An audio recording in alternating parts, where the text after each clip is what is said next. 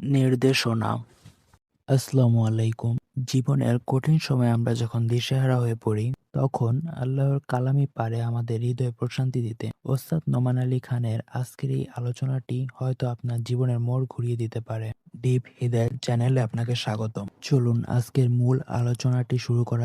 যখন কোনো মানুষ নামাজ নিয়ে অলসতা করে, আমি ৩-৪ বছরের বাচ্চা সম্পর্কে কথা বলছি না, এবং আমি ৬ বছরের কাউকে নিয়েও কথা বলছি না। আমি এমন বাচ্চাদের নিয়ে কথা বলছি যারা এখন বুদ্ধিসম্পন্ন, বাবা পুত্র বা কন্যা মিলে একই লেভেলের ভিডিও গেম খেলতে পারে, তারা একই ধরনের টিভি শো দেখতে পারে, তারা এমন একটি লেভেলে পৌঁছে গেছে যে তারা এখন উচ্চ স্তরের বিষয়গুলো হৃদয়ঙ্গম করতে পারে। আপনার যেসব বিষয়ে আগ্রহ আছে তার কিছু কিছুতে তাদেরও আগ্রহ আছে। টিভিতে আপনি যদি কোনো খেলা দেখেন, তারাও আপনার সাথে দেখে। কিছু কিছু বিষয়ে তারা বুদ্ধিগত দিক থেকে আপনার সমপর্যায়ের। অবশ্যই তারা শিশু, তাদের ব্রেইন এখনো পুরোপুরি পূর্ণতা পায়নি, এখনো কম ক্ষমতা সম্পন্ন, কিন্তু কিছু পর্যায়ে তারা ইতিমধ্যে বুদ্ধিমান সত্তা হয়ে গেছে এবং এখন তারা নিজস্ব সিদ্ধান্ত নেওয়ার ক্ষমতা প্রদর্শন করছে। তারা নিজের জন্য চিন্তা করতে পারে এবং বুদ্ধিমান প্রশ্ন করতে পারে। অতএব নবীন কিশোর কিশোরীরা, তোমরা যারা শ্রোতাদের মধ্যে বসে আছো, তোমাদের শিশু হিসেবে সম্বোধন করছি না, আমি তোমাদের কিশোর কিশোরী হিসেবে সম্বোধন করছি। মনে করো তোমাদের বাবা তোমাদের সাথে কথা বলছে, বা তোমাদের মা তোমাদের সাথে এই খুতবায় কথা বলছে। আমি ধরে নিচ্ছি যে আমি আমার নিজের সন্তানদের সাথে কথা বলছি এই খুতবায়। আমি মিম্বারে না, আমি বাসায় বসে আমার বাচ্চার সাথে কথা বলছি। তখন আমি কিভাবে তাদেরকে নামাজ পড়তে বলবো? প্রথম যে বিষয়টা বলে আমি কথা শুরু করতে যাচ্ছি তা হলো, প্রিয় সন্তান, এমন একটি সময় ছিল যখন আমি তোমার কথা জানতাম না, তোমার সাথে আমার কোনো সম্পর্ক ছিল না, তোমার কোনো অস্তিত্ব ছিল না, আমি তোমার ব্যাপারে কোনো পরোয়া করতাম না, তোমার কথা কখনো চিন্তা করতাম না, তুমি আমার নিকট কিছুই ছিলে না। লাম ইয়াকুন শাইআম মাযকুরা। কোরআন বলছে মানুষের জীবনে এমন একটা সময় ছিল যখন কেউ তাকে স্মরণ করতো না, একেবারেই না। আমি তোমাকে একটুও ভালোবাসিনি, কারণ তুমি আমার নিকট জিরো ছিলে, কিছুই না। কিন্তু হঠাৎ করে আমার জীবনে তোমার আগমন ঘটল। এমনকি যখন আমি জানতে পারলাম যে তোমার মা তোমার জন্ম দিবে, যখন সে তার পেটের মধ্যে তোমাকে বহন করে চলছিল, এমনকি তোমার মাও ভাবতো কেমন হবে আমার সন্তানটা, কিন্তু আমার কোনো ধারণাই ছিল না, আমার কাছে কোনো তথ্য ছিল না।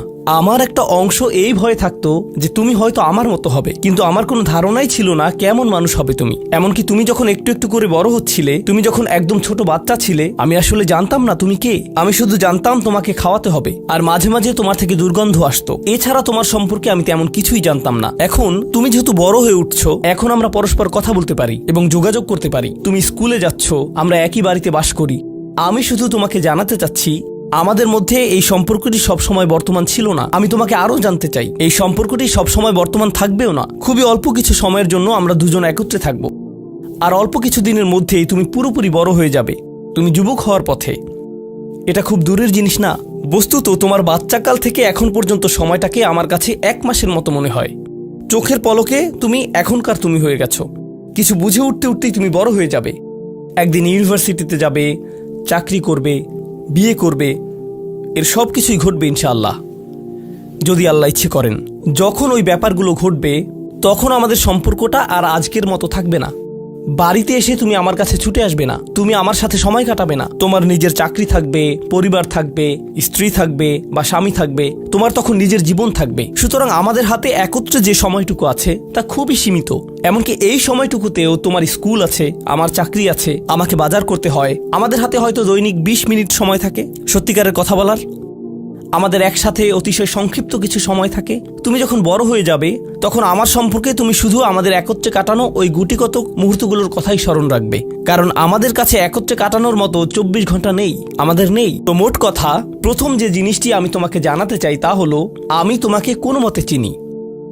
আমি জানি আমরা একত্রে বাস করি, কিন্তু আমি সত্যিই তোমার সম্পর্কে খুবই অল্প জানি। কেন জানো? কারণ কোনো মানুষ অন্য কোনো মানুষকে সত্যিকার অর্থে চিনে না। তুমি যা যা চিন্তা করো তার সবটা তো আমাকে বলো না, আর আমিও নিজের চিন্তার সবকিছু তোমাকে জানাই না।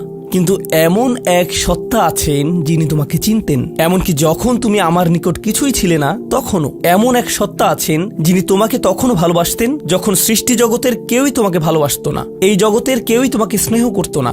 এমন এক সত্তা আছেন যার সাথে তোমার সম্পর্কটা আগামীতেও থাকবে, যদিও তোমার আমার সম্পর্ক আগামীতে পরিবর্তিত হতে যাচ্ছে। ছোটবেলায় আমার বাবার সাথে আমার এক ধরনের সম্পর্ক ছিল, কলেজে পড়ার সময় তার সাথে সম্পর্কটা অন্য ধরনের ছিল, আর এখন তার সাথে আমার সম্পর্কটা সম্পূর্ণ ভিন্ন রকম। যদিও আমরা একই মানুষ আছি, কিন্তু আমাদের সম্পর্কে আমূল পরিবর্তন এসে গেছে। কিন্তু একজন এমন আছেন যিনি সর্বদা তোমাকে ভালোবেসে গেছেন, তোমাকে নিরাপত্তা দিয়ে গেছেন, তোমার ভালোর জন্য পরিকল্পনা করে গেছেন, তোমার যত্ন নিয়েছেন একেবারে শুরু থেকেই, আর তিনি সব সময় তা করে যাবেন। আর সেই সত্তা আমি নই, আমি তোমার জীবনের একটা পর্ব মাত্র। এটা সুন্দর একটা পর্ব যা আল্লাহ তোমাকে আমাকে একত্রে দান করেছেন, কিন্তু এটা কোনো স্থায়ী পর্ব নয়।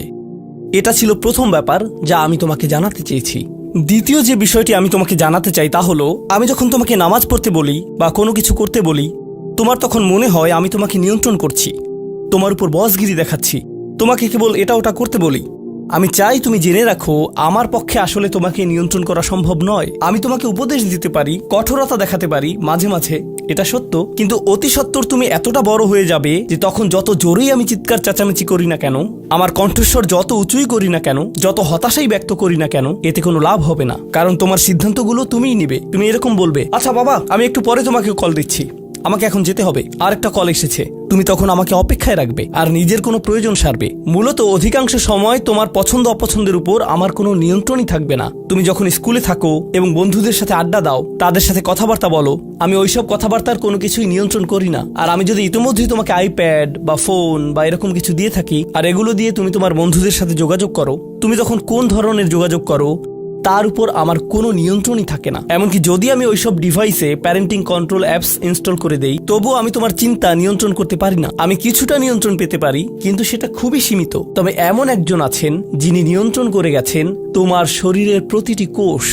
একসময় তুমি যে মাইক্রোস্কোপিক তরল পদার্থ ছিলে, সেটাও তিনিই নিয়ন্ত্রণ করে গেছেন, যা তোমার মায়ের গর্ভে বড় হচ্ছিল, যা নিয়ন্ত্রণ করছিল তোমার জেনেটিক ক্রোম, যার উপর ভিত্তি করে তোমাকে সৃষ্টি করা হয়েছে। কেমন হবে তোমার শরীরের রং, তোমার চুলের আকৃতি, তোমার চোখ, তোমার বুদ্ধি কেমন হবে, তুমি কতটা লম্বা বা বেটে হবে, এর সবকিছুই তিনিই নিয়ন্ত্রণ করে গেছেন। তোমার উপর আসলে তার নিয়ন্ত্রণ আছে, আমার নয়। আমার একটি কথা মনে পড়ে গেল, যা রাসূল সাল্লাল্লাহু আলাইহি সাল্লাম তার মেয়ে ফাতিমা রাদিয়াল্লাহু আনহাকে বলেছিলেন, ইয়া ফাতিমা বিনতি মুহাম্মদ ইত্তাকিল্লাহ ফা ইন্নী লা আমলিকু লাকি মিনাল্লাহি শাইআ। ও ফাতিমা, মুহাম্মাদের কন্যা, আল্লাহর ব্যাপারে সচেতন থাকো। আল্লাহর নিকট আমার কোনো কর্তৃত্ব থাকবে না তোমার ব্যাপারে। এখন আমরা পরবর্তী পয়েন্টে এসে গেছি, যা এই কথার সাথে সম্পর্কিত। আমার যেহেতু নিয়ন্ত্রণ নেই, সত্য হলো তোমার ব্যাপারে আমি যতই সংরক্ষণশীল হই না কেন, আর আমি চাই যে তুমি ভালো করো, তবুও তোমার ভালো আমি নিয়ন্ত্রণ করি না, আর আমি এর জন্য দায়বদ্ধ নই। আল্লাহ প্রতিটি মানবকে তার নিজের জন্য দায়বদ্ধ করে সৃষ্টি করেছেন। দেখো, তুমি যদি ট্রাফিক আইন লঙ্ঘন করো, যদি একদিন ড্রাইভিং লাইসেন্স পাও এবং এরপর রাস্তায় লাল বাতি উপেক্ষা করে চলে যাও, পরে পুলিশ তোমাকে ধরলো, তখন তো তুমি বলতে পারবে না, আপনি একটু আমার বাবার সাথে কথা বলতে পারবেন না। তোমার নিজেকেই এই পরিস্থিতির মোকাবেলা করতে হবে। তোমার ইউনিভার্সিটি প্রফেসর যখন তোমাকে ফেল মার্ক দিবে, তখন তো বলতে পারবে না, একটু থামুন, আমার মাকে একটু কল দেই। না, তুমি নিজেই এই ফেইলের জন্য দায়ী। আইনের কোর্টে তোমার কাজের জন্য তুমি দায়ী, ইউনিভার্সিটিতে তোমার পাস ফেলের জন্য তুমি দায়ী, তোমার চাকরিতে তুমি তোমার জন্য দায়বদ্ধ, তোমার স্বাস্থ্যের ক্ষেত্রে তুমি কি আহার করো তুমি তোমার জন্য দায়বদ্ধ। নিজেকে যে কোনো বিপদে ফেললে এবং নিজের কোনো ক্ষতি করলে তুমি দায়বদ্ধ তোমার জন্য। তোমার বয়স যত বাড়বে, তোমার স্বাধীনতা যত বাড়বে, তোমার দায়বদ্ধতাও তত বৃদ্ধি পাবে। কেউ তোমাকে নিয়ন্ত্রণ করবে না এবং তোমার কাজের জন্য অন্য কেউ দায়ী হবে না। লা তাজিরু ওয়াজিরাতুন উযরা উখরা। কোনো ভার বহনকারী অন্যের ভার বহন করবে না।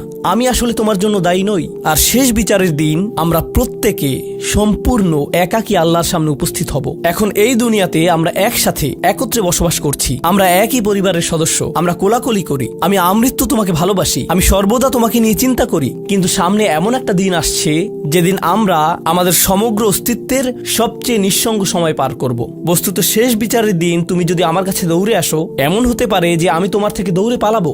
তোমাকে চিনি না আমি, দূর হও আমার কাছ থেকে। আমি এখন আমার হিসেব নিয়ে চিন্তিত, কারণ তোমার সাথে আমার সম্পর্কটি ছিল সামান্য কয়েকটি ক্ষুদ্র সেকেন্ডের জন্য। আল্লাহর সাথে সম্পর্কের তুলনায় যে সম্পর্কটি আরো অনেক বড়, অনেক বেশি পুরনো, আর ওটা থাকবে আরো বেশি সময় ধরে। আমাকে এখন ওই সম্পর্কটা নিয়ে ডিল করতে হবে শেষ বিচারের দিন। অতএব আমাদের এই সম্পর্কটি ইয়াউমা ইয়াফিরুল মারউ মিন আখিহি ওয়া উম্মিহি ওয়া আবিহি, এই ধরনের সব আয়াত। লোকটি পালাবে তার মা থেকে, তার বাবা থেকে, তার ছেলে মেয়েদের থেকে, তার ভাই বোনদের থেকে, তার স্ত্রী বা স্বামী থেকে। কেউ কেউ ভাবছেন স্ত্রী থেকে পালানো, এটা তো আমি বর্তমানেও করি। তো পরবর্তী যে বিষয়টি আমি তোমাকে জানাতে চাই তা হলো আমি তোমার কাছ থেকে সম্মান অনুভব করতে চাই, ঠিক যেভাবে তুমিও আমার প্রদত্ত যত্ন অনুভব করতে চাও। তুমি যখন কাউকে ভালোবাসো তখন কেমন যেন তার কাছে তোমার একটা চাহিদা তৈরি হয়। আমার নিকট তোমার চাহিদা হলো বাসার সমস্ত প্রয়োজন ঠিকমতো মেটানো হচ্ছে তো, আমার দায় দায়িত্বের অন্তর্ভুক্ত। আমার কাছে তোমার চাহিদা হলো আমি যেন কারেন্ট বিল প্রদান করি, ঘরের এসিটা যেন কাজ করে। তুমি চাও আমি যেন তোমার স্কুলে যাওয়া নিশ্চিত করি, তুমি চাও আমি যেন তোমাকে জামা কাপড় কিনে দেই। এগুলো আমার দায়িত্ব। আর আমি চাই তুমি যেন আমাকে কিছুটা সম্মান প্রদর্শন করো এবং শ্রদ্ধা দেখাও এবং আমার কথা শোনো। এগুলো তো সবাই বোঝে, কিন্তু আল্লাহর সাথে তোমার সম্পর্কটা অন্যরকম। তার কাছ থেকে তোমার অনেক কিছু দরকার, কিন্তু তোমার কাছ থেকে তার কোনো কিছুরই দরকার নেই। তোমাকে তার একটুও প্রয়োজন নেই। আসলেই তার কারোরই দরকার নেই বা কোনো কিছুরই দরকার নেই। চলো তোমার সম্পর্কে কথা বলি। তুমি যখন বলো আমাকে কেন নামাজ পড়তে হবে, আমার নামাজ আল্লাহর কেন এত দরকার, তোমার কোনো কিছুরই আল্লাহর প্রয়োজন নেই।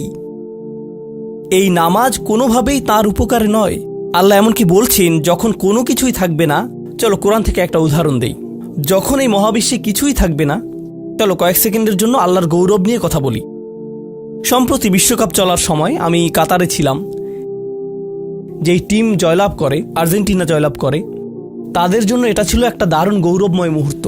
সবাই তাদেরকে নিয়ে আনন্দ উৎসবে মুখর। কল্পনা করো খেলোয়াড়টাকে নিয়ে উৎসব চলছে, কিন্তু কোনো দর্শক নেই, কোনো ক্যামেরা নেই, কোনো স্টেডিয়াম নেই, কিচ্ছু নেই। একটা লোক একা একা একটি দ্বীপে বাস করে। সে ফুটবলটাতে লাথি দিয়ে একটা গোল করে ফেলল আর বলে উঠল, ইয়ে আমি সেরা। কিন্তু কেউ তো সেখানে নেই। এমন ঘটনার কথা শুনলে মনে করবে লোকটি পাগল হয়ে গেছে, তাই না? গৌরব পেতে হলে গৌরব করার মতো একদল দর্শক থাকতে হবে। স্বীকৃতি পেতে হলে একদল মানুষ আশেপাশে থাকতে হবে যারা স্বীকৃতি দিবে। প্রশংসা পেতে হলে, কদর পেতে হলে নিজে নিজে তো আর প্রশংসা পেতে পারো না। এমন কেউ থাকতে হবে যে তোমার জন্য এই প্রশংসাটা করবে। কিন্তু আল্লাহ বলেন, কুল্লু মান আলাইহা ফান ওয়া ইয়াবকা ওয়াজহু রাব্বিকা যুল জালালি ওয়াল ইকরাম। তিনি বলেন সব কিছুই ধ্বংস হয়ে যাবে এই ধরাপৃষ্ঠের, তথাপি তোমার রবের চেহারা থেকে যাবে। আল্লাহই একমাত্র সত্তা যিনি তখনও মহিয়ান এবং গরিয়ান। এমনকি যখন তার প্রশংসা এবং গৌরব বর্ণনা করার কেউ থাকবে না, অন্য যে কারো ক্ষেত্রে কাউকে না কাউকে এটা করে দিতে হয়। তাই আল্লাহর প্রয়োজন নেই আমার নামাজের, আমার হালাল মুরগি খাওয়া আল্লাহর প্রয়োজন নেই, আমার মন্দ বলা থেকে বিরত থাকাও আল্লাহর প্রয়োজন নেই। তাই নিজের মাথা থেকে এই চিন্তা দূর করে দাও যে নামাজ পড়ার মাধ্যমে তুমি কোনোভাবে অন্য কারো উপকার করছো। আল্লাহ এমনকি বলছেন, ইয়ামুন্নুনা আলাইকা আন আসলামু, তারা মনে করে তারা ইসলাম গ্রহণ করে তোমাকে ধন্য করেছে। লা তামুন্নু আলাইয়া ইসলামাকুম, আমাকে বলতে এসো না যে তোমার ইসলামের মাধ্যমে তুমি কোনোভাবে আমার উপকার করেছো। বালিল্লাহু ইয়ামুন্নু আলাইকুম, বরং আল্লাহই তোমাদের প্রতি অনুগ্রহ করেছেন। এখন পরবর্তী বিষয়, আচ্ছা কেউ একজন নামাজ পড়ে না কেন? আমি তোমার সম্পর্কে বলছি না, আমার প্রিয় ছেলে বা প্রিয় মেয়ে। শুধু প্রশ্নটি নিয়ে চিন্তা করো যে মানুষ কেন নামাজ পড়ে না। এর অনেকগুলো উত্তর থাকতে পারে, আর এই প্রশ্নের উত্তর আল্লাহর কাছেও আছে। উত্তরটা খুবই ভয়ঙ্কর। এই উত্তরটি আমি খুতবার শুরুতে পড়েছি। তিনি বলেন, ফালা সাদ্দাকা ওয়ালা সাল্লা ওয়ালাকিন কাযযাবা ওয়া তাওয়াল্লা। সে আসলে সত্য গ্রহণ করেনি এবং সে নামাজও পড়েনি। তিনি কাফির সম্পর্কে বলছিলেন। তিনি দুইটা জিনিস বলেছেন, এই লোকটি সত্য গ্রহণ করেনি এবং নামাজও পড়েনি। কথাটা ভাবনার উদ্রেক করে।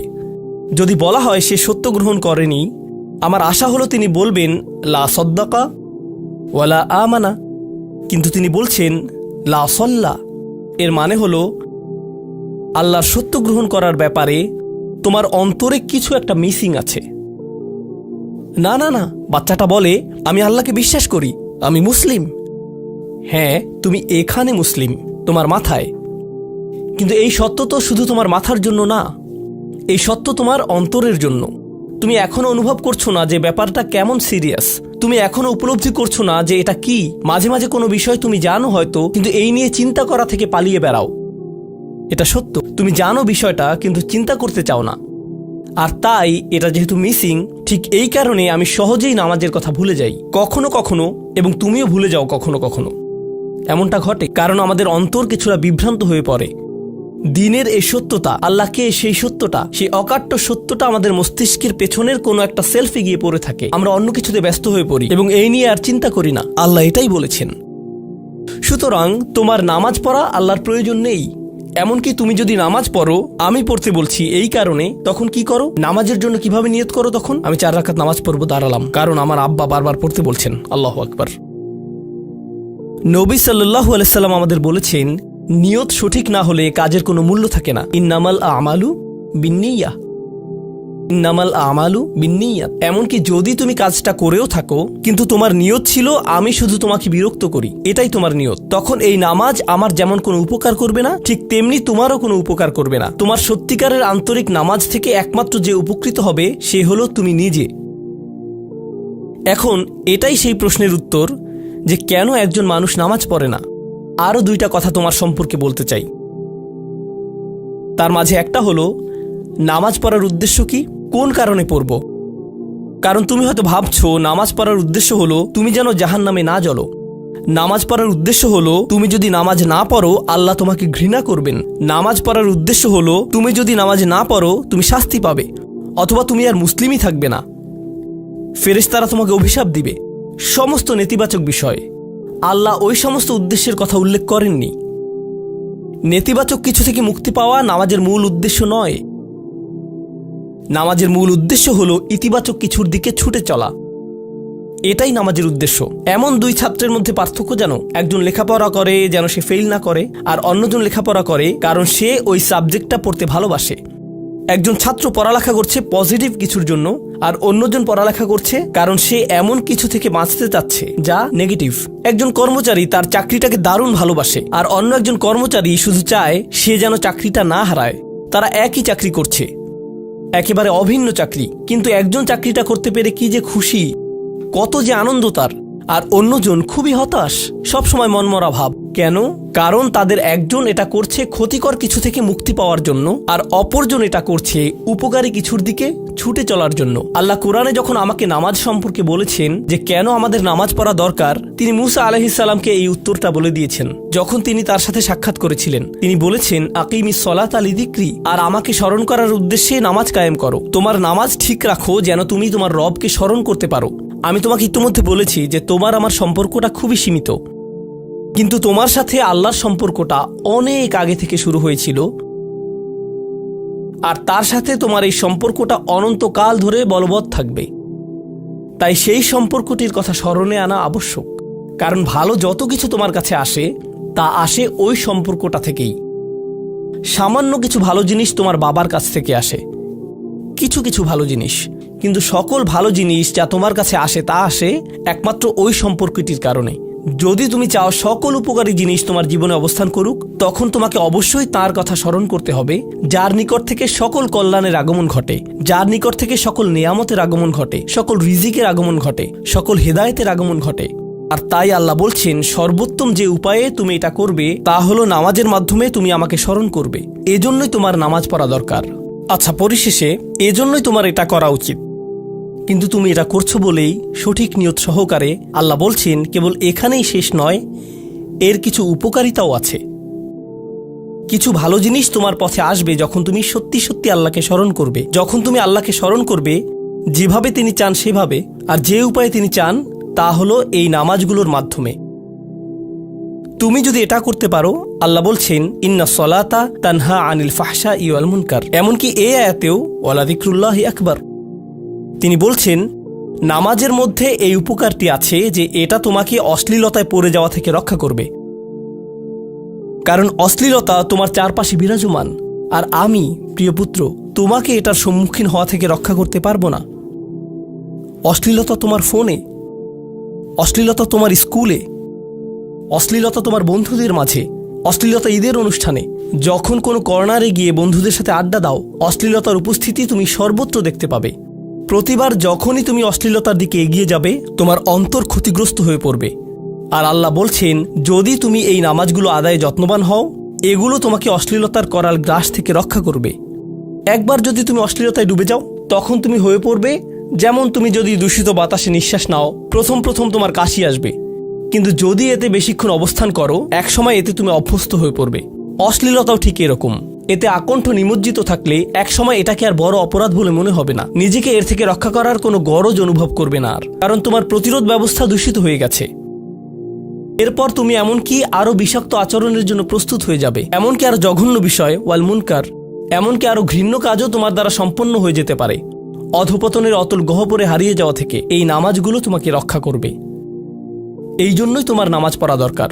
এই সমস্ত কারণেই তোমার নামাজ পড়া প্রয়োজন। আমি বলেছি এই জন্য না। এই সমগ্র ভ্রমণের শেষে সিদ্ধান্তটা সম্পূর্ণরূপে তোমার, কারণ আল্লাহ হয়তো আগামীকালই আমাকে নিয়ে যেতে পারেন। আল্লাহ হয়তো আমাকে 1 বছরের মধ্যেই নিয়ে যেতে পারেন। তোমার এবং আমার মাঝে যে এই সম্পর্কটা বর্তমানে আছে, এমনকি যদি আমরা 100 বছরও বাঁচি, আমরা এর চেয়ে বেশি বাঁচতে পারবো না। একটা সময় আছে যখন এর সমাপ্তি ঘটবে, কিন্তু ওই সম্পর্কটি, তুমি যদি সত্যিই ওই সম্পর্কটি সম্মান করতে চাও, নামাজ পড়ো। তোমার প্রতি এটাই আমার উপদেশ। এখন আমি পিতামাতার উদ্দেশ্যে কথা বলবো। এটা হবে ছোট্ট একটা রিমাইন্ডার আমার জন্য এবং আমাদের সবার জন্য, আমাদের পিতামাতাদের জন্য। সন্তানাদি আল্লাহ প্রদত্ত একটা নিয়ামত। তাদেরকে এজন্য দেওয়া হয়নি যেন আমরা তাদের নিয়ন্ত্রণ করতে পারি। যত বেশি আমরা তাদেরকে নিয়ন্ত্রণ করতে চাইব, তত বেশি হতাশ হব সকল অবস্থাতেই। আমি দেখেছি এমনটা, বিশেষ করে যে পরিবারগুলো তাদের সন্তানদের দিনের সুরক্ষা করতে চায়, তারা যত বেশি সন্তানদের উপর জোর করে দিন চাপিয়ে দিতে চায়, তত বেশি ওই ছেলেমেয়েগুলো অদ্ভুত সব উপায়ে বিদ্রোহ প্রকাশ করে। কারণ যে বিষয়টা আল্লাহ চান আপনি তাদেরকে প্রদান করুন, আপনার ছেলে মেয়েদের কাছে আপনার যে সুযোগ আছে সেটা তাদেরকে আপনার আদেশ নিষেধ মানতে বাধ্য করার জন্য নয়। সুযোগটা এই জন্য দেয়া হয়েছে যেন আপনি তাদেরকে এমন সব বিষয়ে চিন্তা করাতে পারেন যা শুধু আপনার পক্ষেই চিন্তা করানো সম্ভব। তাদেরকে এমন সব বিষয়ে পছন্দ করাতে পারেন যা শুধু আপনার পক্ষেই পছন্দ করানো সম্ভব।